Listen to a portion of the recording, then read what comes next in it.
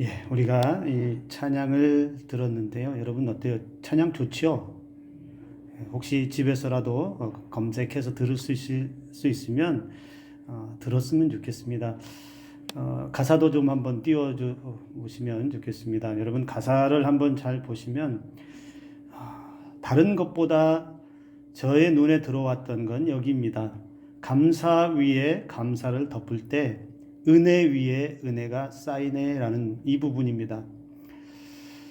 감사 한 번 하는 것, 뭐 그냥 할 수 있겠지요. 그런데 그 감사가 다른 감사가 또 그 감사를 덮고 또 감사가 그 감사를 덮으면 그 자리는 어떤 자리라고 고백하고 있냐면 은혜 위에 은혜가 쌓인다라고 이렇게 고백하고 있다는 거죠.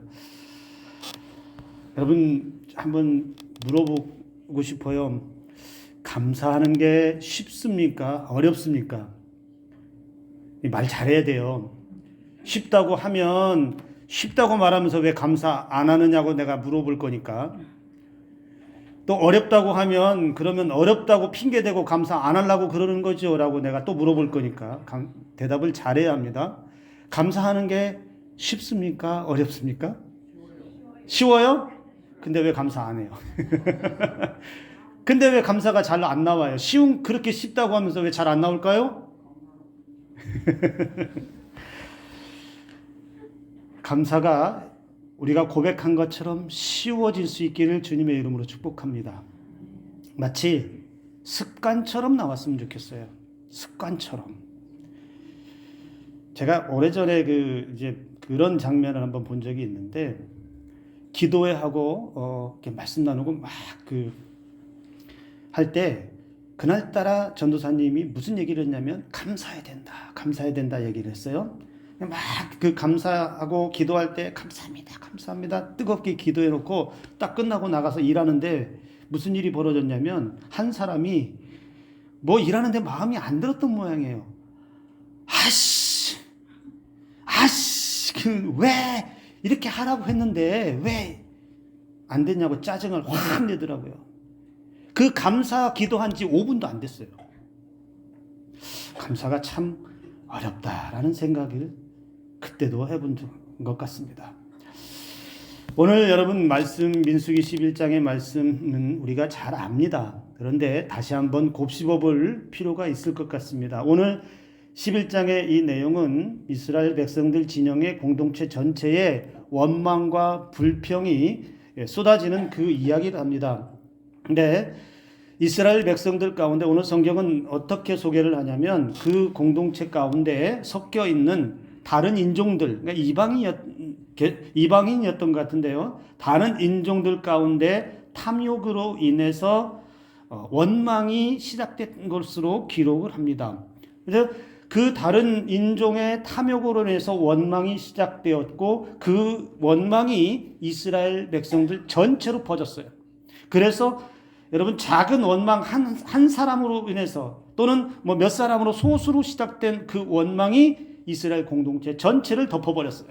그래서 이스라엘 백성들도 동요되어서 그 원망에 동요되고 합세하면서 이스라엘 공동체 전체가 마치 초상집처럼 변합니다.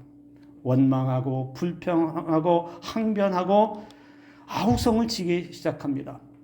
이스라엘 백성들이 악한 말로 원망하기 시작하는데 그들의 원망은 음식과 관련되어 있어요.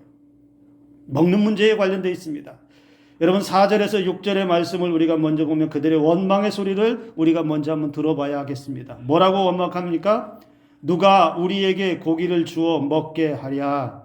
우리가 애굽에 있을 때에는 값 없이 생선과 오이와 참외와 부추와 파와 마늘들을 먹은 것이 생각나거늘 이제는 우리의 기력이 다하여 이 만나 외에는 보이는 것이 아무것도 없도다.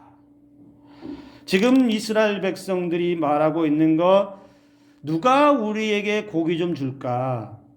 애굽 땅에서는 고기도 먹었고 값없이 생선도 먹었고 오이와 참외와 부추와 파와 마늘 등 먹고 싶은 건 원 없이 잘 먹었는데 지금 현실은 그렇지 못한 현실이라는 것이죠. 그래서 슬프다는 겁니다. 그래서 원망스럽다는 겁니다. 그래서 불만이라는 것이죠. 한 사람의 원망이 이 공동체 전체를 하나님을 향해서 원망하는, 하나님을 향해서 불평을 내미는, 입을 그냥 쭉 내밀고 하나님 앞에서 마치 반찬 투정하는 것처럼 그렇게 변해버렸어요. 여러분, 작은 물씨 하나가 산 전체를 태운다는 말도 있죠. 이스라엘 백성들이 한꺼번에 한날 한시에 동시에 다발적으로 그냥 확 원망한 게 아니라 그 공동체 안에 작은 원망의 불씨 하나가 톡 떨어지니까 전체가 다 원망하는, 전체가 다 불평하는 그 지경에 이르렀다는 겁니다. 그래서 여러분, 공동체 안에서 그 공동체에 문제가 생기거나 공동체에 어떤 다툼이 일어나거나 갈등이 일어날 때 잘 보면 어떤 문제들이 그 안에 도사리고 있냐면 작은 것에서부터 시작할 때가 참 많아요. 특히 말 한마디에 의해서 그 공동체가 시끄럽고 어지럽고 심지어 그 갈등이 커지고 커져서 큰 문제가 되는 경우들도 비일비재하다는 것이죠. 그래서 나 한 사람의 말과 행동이 우리 공동체에 또는 우리 사회에 내가 몸담고 있는 곳에 선한 영향력을 끼치고 있는지 악영향을 끼치고 있는지 우리는 잘 살펴야 합니다. 특히 신앙인들에게 있어서는 더 그렇습니다. 여러분, 여기 이스라엘 백성들, 냉정하게 말해서 이 사람들의 불만이 뭐예요? 그러면 이스라엘 백성들이 그렇게 불만하고 있는, 불만을 터뜨린 것 핵심이 뭡니까? 여기 두 가지를 보면 그들이 원망하는 핵심 두 가지, 하나는 뭐가 있냐면 애굽에 있을 때라는 것. 애굽에 있을 때라는 거 한번 여기를 먼저 봐야 돼요. 애굽에 있을 때는 어쨌다는 겁니까? 부족함이 없었다는 거예요. 먹고 싶은 거 많이 먹었다는 거예요. 생선도 먹고 삼겹살도 먹고 치킨도 먹고 족발도 먹고 짬뽕도 먹고 짜장면도 먹고 싶으면 얼마든지 원 없이 먹었다. 근데 지금은 어떻다는 거예요? 그 애굽에서 나와서 지금 이 광야에서는 풀떼죽 같은 것만 매일같이 그것만 보고 있으니 뭐라는 거예요? 지겨워 죽겠다는 거잖아요. 여러분, 한 가지 음식을 여러분 계속해서 드셔보신 적 있으세요? 한 가지 음식을 아침에도 먹고 점심에도 먹고 저녁에도 먹고. 우리 그 민성 씨 집에서 밥을 하루 세 끼를 아침에 해서 저녁 때까지 주지는 않죠. 그랬다가는 여러분, 하루에 똑같은 음식을 계속 먹는다고 보세요. 오늘날 우리는 그렇게 하면 질린다고 해요. 제 얘기하는 것 같아요. 물론 그렇게 주진 않아요. 예, 오해하지 마시길 바랍니다. 예, 하루 세 끼 잘 먹고 있습니다. 저는 예전에 직장 생활할 때요, 그런 경험을 한 적이 있어요. 아침에 새벽같이 가서 그 식당에 밥을 대먹는데 순두부를 이만한 들통에다 끓여놨어요. 근데 가면 아침에 그 순두부를 퍼서 줘요. 먹어요. 점심에 가면 그 순두부에다 물을 붓고 더 끓여요. 그래서 그걸 또 퍼줘요. 배고프니까 먹어요. 저녁에 가면 또 물 부어서 순두부 더 넣고 또 끓였어요. 저녁에는 어떻게 했을까요? 예, 안 먹고 그냥 나왔어요. 제가 그 뒤에 순두부를 한동안 쳐다도 안 봤어요. 순두부에 질려서. 근데 어찌 보면 이스라엘 백성들의 심정이 이런 심정 아니었을까요? 그때는 먹을 게 넘쳐나서 부족함이 없이 먹었어. 고기도 많았고. 그런데 지금 뭐예요? 매일 눈 뜨면 이상한 건 풀떼죽 같은 것만. 제가 만나를 자꾸 이렇게 설명해서 죄송한데 그들이 불평할 때는 그런 표현도 분명히 썼을 거라는 거예요. 이 보잘것없는 것, 이것만 먹고 사니까 힘도 없고 매일 걸어가는데 금방 피곤해지고, 야, 이거 못 살겠다, 이거 아니에요.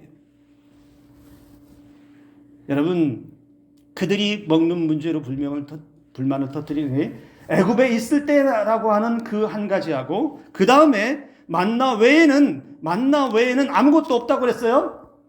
근데 실제로 그들이 광야 여정 동안에 먹고 살았던 건 매일매일 그날 주시는 만나를 먹고 살았어요.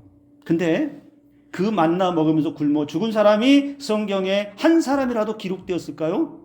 아니요.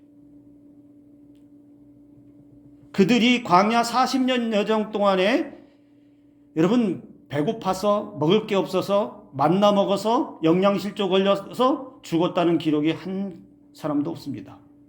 그날 그 만나를 통해서 먹이시는 은혜를 주셨다는 거예요. 그런데 그들은 지금 뭐라고 말하냐면 이 만나 외에는 없다 이거예요.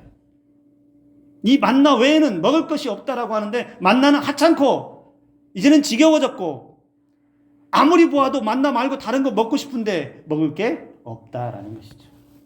그럼 우리는 생각해 봐야 돼요. 하나님께서 그 백성들에게 내려주신 만나가 그들의 불평처럼 하찮은 거냐, 별 볼 일 없는 거냐, 지겨운 거냐, 정말로 그런 거냐, 우리는 생각해 봐야 돼요.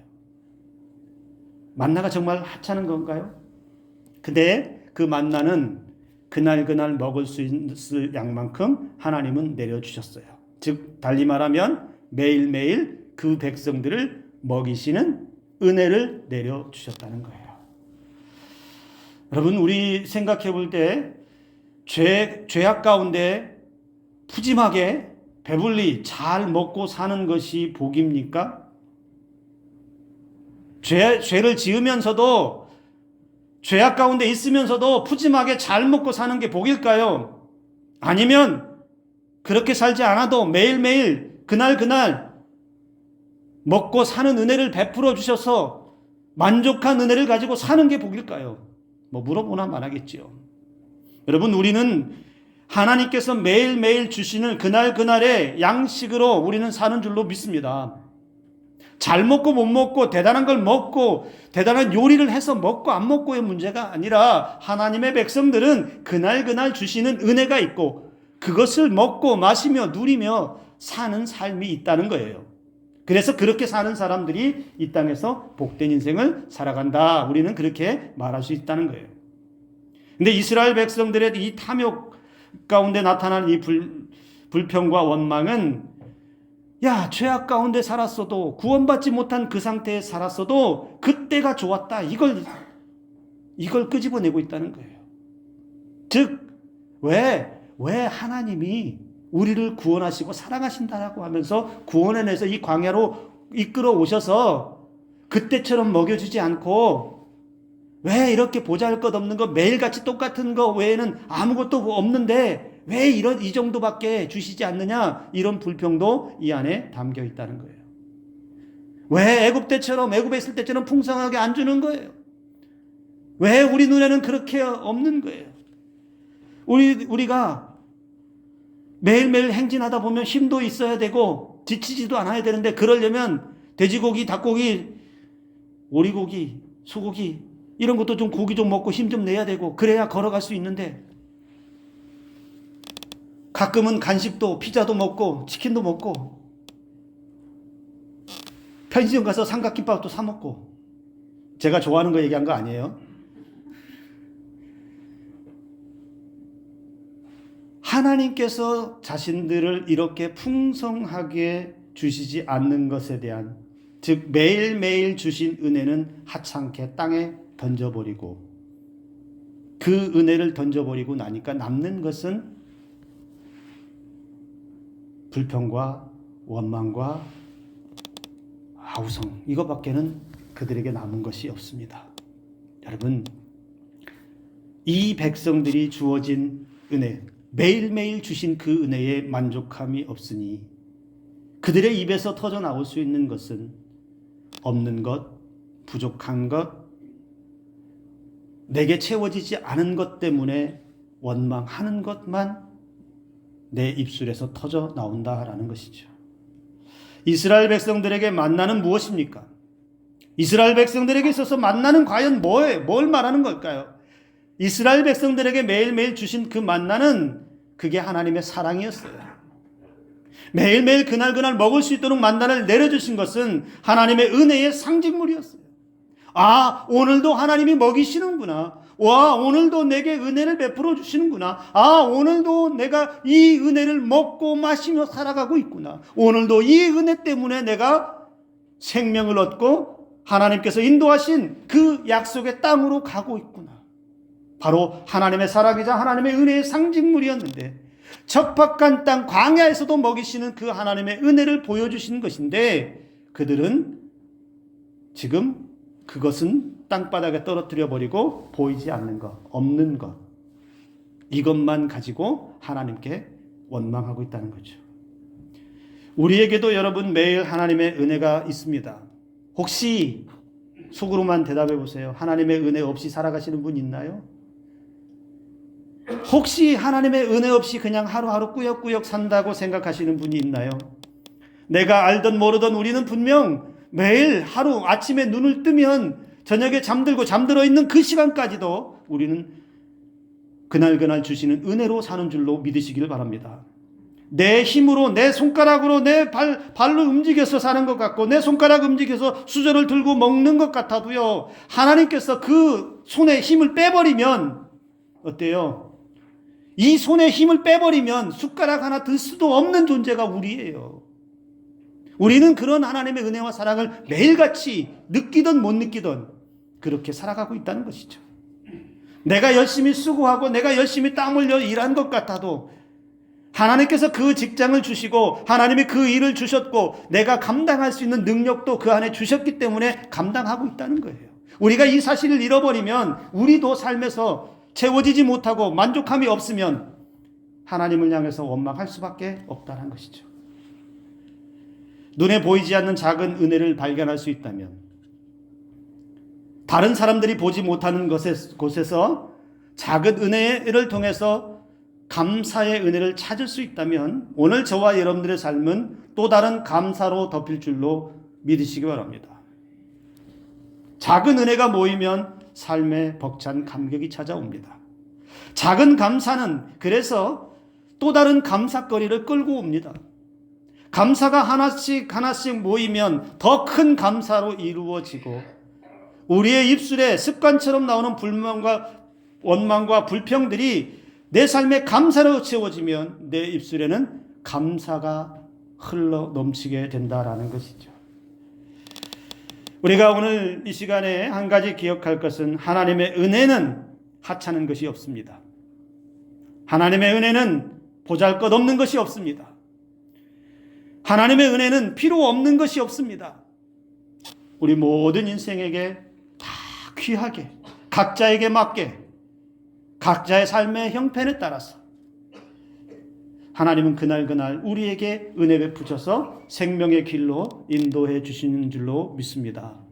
오늘 이 은혜를 먼저 기억하며 감사의 자리로 나아가는 저와 여러분들 되기를 간절히 소망합니다.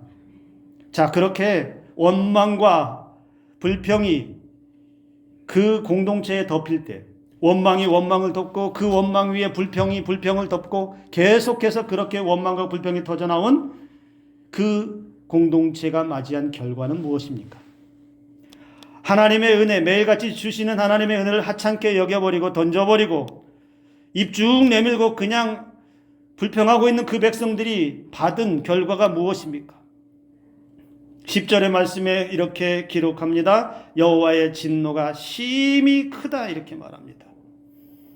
하나님이 진노하셨다라고 말합니다.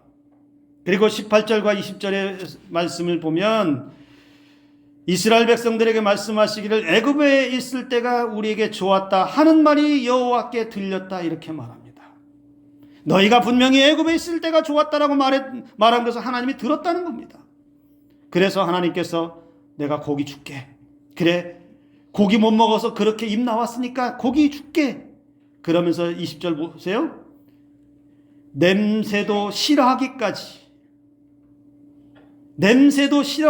한 달 동안 먹게 하시리니 이는 너희가 너희 중에서 계시는 여호와를 멸시하고 그 앞에서 울며 이르기를 우리가 어찌하여 애굽에서 나왔던가 함이라. 냄새가 싫어할 때까지. 이렇게 먹어본 적 있으세요? 먹다 정말 냄새도 맡기 싫은 경험 해보신 적 있으세요? 여러분, 그 말씀이 끝나고 나서 실제로 그들 진영에 메추라기를 내려주십니다. 이 메추라기는 해석하기를 오늘날로 하면 꿩과에 속하는 그 새로 이제 해석이 되어지는데 고기 못 먹었다고 불평하는 백성들에게 배 터지도록 먹게 하십니다. 자, 그렇게 해서 메추라기를 통해서 너도 나도 우와 야 메추라기가 쏟아져 고기 덩어리가 떨어졌다 야 빨리 거둬들여서 너도 먹고 나도 먹고 이야 야, 이런 고기가 있었나? 한우 툭불보다 뛰어난. 그들이 얼마나 환호하고 좋아했겠습니까? 이 광야에서 처음 먹어보는 고기가 얼마나 맛있었겠습니까? 입에 살살 녹아내렸을 것 같아요. 그런데 그 뒤에 무서운 일이 벌어집니다. 33절. 저는 이 말씀을 읽을 때마다 참 기가 막혀요. 고기가 아직 이 사이에서 씹히기 전에, 이렇게 말했어요. 고기가 이 사이에서 씹히기 전에 아직 입에 남아있다는 거잖아요. 아직 그 고기가 입속에 남아있다는 거예요. 그런데 그 씹히기도 전에 하나님께서 진노해서 큰 재앙을 내리셔서 그들을 심판하십니다. 그들을 심판의 결과는 그들이 다 죽습니다. 그리고 그 죽은 자들을 장사했는데 그 장사한 곳을 오늘 뭐라고 불렀냐면 기브롯 핫다와라 이렇게 불렀어요. 이 말은 탐욕의 무덤이다, 이런 의미입니다. 한 사람의 원망으로 시작된 것이 그 원망이 원망을 끌고 와서 원망으로 덮어버리고 그 원망 위에 불평과 불평이 쌓여서 이스라엘 백성들이 얻은 결과는 탐욕의 무덤이었습니다. 힘들면 힘들다고 말할 수 있죠. 만족이 못하면 만족하지 못하다고 말할 수 있지요. 그러나 기억해야 합니다. 여러분, 힘들어도 그 자리에는 하나님이 함께 계십니다. 내가 불만족한 그 자리에 혹시 내 욕심 때문은 아닌지 우리는 살펴야 돼요. 내게 주신 은혜는 생각하지 못하고 만족함이 없어서 혹시 불평이 생긴 것은 아닌지 돌아볼 수 있어야 합니다. 내게 주신 은혜는 작아 보이고 다른 사람의 은혜는 커 보여서 혹시 그것 때문에 하나님을 향해서 원망이나 불평이 나온다면 그것도 살펴야 합니다. 조금 힘들고 불편하고 짜증난다면 그렇게 그때마다 원망과 불평을 쏟아내는 것이라면 우리는 다시 생각해 보아야 합니다. 왜냐하면 이스라엘 백성들이 맞이했던 것처럼 내가 한번 쏟아내기 시작한 그 원망 위에 원망이 덮이면 결국에 우리의 삶의 자리가 탐욕의 무덤과 같은 자리가 되지는 않을까. 내가 맞이하는 원망의 결과가 탐욕의 무덤과 같은 끔찍한 자리가 되지는 않을까. 우리는 늘 두려워해야 한다는 것이죠. 어떻습니까? 우리 지금 살고 있는 우리의 삶에 하나님의 은혜가 작습니까? 지금 삶이 조금 불편하고 만족하지 못하는 것이 있어서 자꾸 신경 쓰이고 그것 때문에 내 마음이 신앙에도 불편함을 주고 삶에도 불편함을 주는 것이 있습니까? 그렇다면 오늘 이 자리에서 여러분 그 모든 불편함과 불만족과 짜증과 원망과 불평을 하나님의 은혜로 걷어내시기를 주님의 이름으로 축복합니다. 원망과 불평이 우리의 삶에 들어오지 않도록 하기 위해서 필요한 탁월한 방법이 하나가 있지요. 그것은 여러분 앞에서 시작했던 것처럼 감사하는 것입니다. 원망을 방지할 수 있고 원망을 덮을 수 있는, 불평을 덮을 수 있는 가장 강력한 힘은 감사에게서만 나옵니다. 그 어떤 것도 덮을 수가 없는데 감사가 쌓이기 시작하면 오늘 우리가 처음에 들었던 그 찬양 감사 위에 감사가 덮이면 뭐가 온다고요? 은혜 위에 은혜가 쌓인다라고 그랬어요. 감사는 큰 일에만 하는 게 아니죠. 작을 때부터 하는 거예요.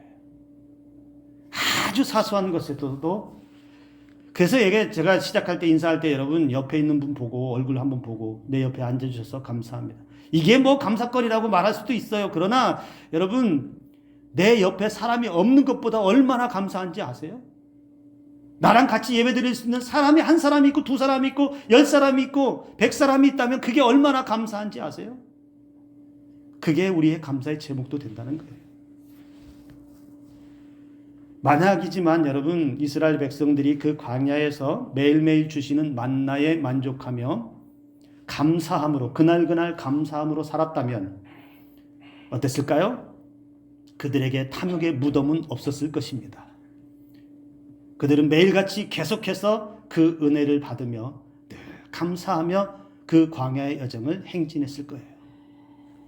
그러나 그 공동체는 그것으로 인하여 탐욕의 무덤이라고 하는 끔찍한 결과를 맞이할 수밖에 없었다는 겁니다. 우리 속담에 가랑비에 옷 젖는다는 말이 있습니다. 여러분, 감사는 이렇게 해야 됩니다. 작은 감사, 습관처럼 하면서 내 삶에 감사가 익숙해지고 감사가 내 삶을 덮을 수 있도록, 감사가 나를 완전히 휘감을 수 있도록 습관처럼 조금씩 쌓이다 보면 나의 온몸과 온 마음 속에 감사로 가득 채워지는, 감사로 흠뻑 젖어 있는 그러한 성도가 될 수 있기를 주님의 이름으로 축복합니다. 우리 마지막에 우리 스펄전 목사님의 감사 10계명을 한번 같이 보면서 우리 말씀을 마쳤으면 좋겠습니다. 찰스 스펄전 목사님이 감사 10계명을 말씀하셨는데 우리 한번 다 같이 한번 읽어볼까요? 자, 1. 생각이 곧 감사다. 2. 작은 것부터 감사하라. 3. 자신에게 감사하라. 4. 일상을 감사하라. 5. 문제를 감사하라. 6. 더불어 감사하라. 7. 그럼에도 불구하고 감사하라. 8. 잠들기 전 시간에 감사하라. 9. 감사의 능력을 믿고 감사하라. 10번째, 10번째는 모든 것에 감사하라. 모든 것에 감사하라. 여러분, 무엇부터 하실래요? 오늘 여기 있는 것부터 감사하는 저와 여러분들 되기를 바랍니다. 그리고 밤에 잠들 때에도 오늘 하루 그냥 죽다 살아났고 그냥 오늘 하루 그냥 얼마나 힘들어 이거 생각하기 전에 그래도 내게 생명 주셔서 이 편안한 잠자리에 들게 하신 것 감사합니다. 그러면 여러분, 감사하다가 잠들면 꿈속에서라도 은혜가 넘칠 줄로 믿습니다. 아침에 눈을 딱 뜨면 야, 오늘은 무더위에 죽겠다 이제 이게 아니라 오늘도 지켜주실 것을 미리 보며 감사하는, 오늘 그런 은혜로 저와 여러분들이 감사가 쌓이고 감사하고 감사로 우리의 삶을 덮어서 은혜가 쌓이는 복된 삶을 살아가기를 주님의 이름으로 축복합니다. 기도합니다.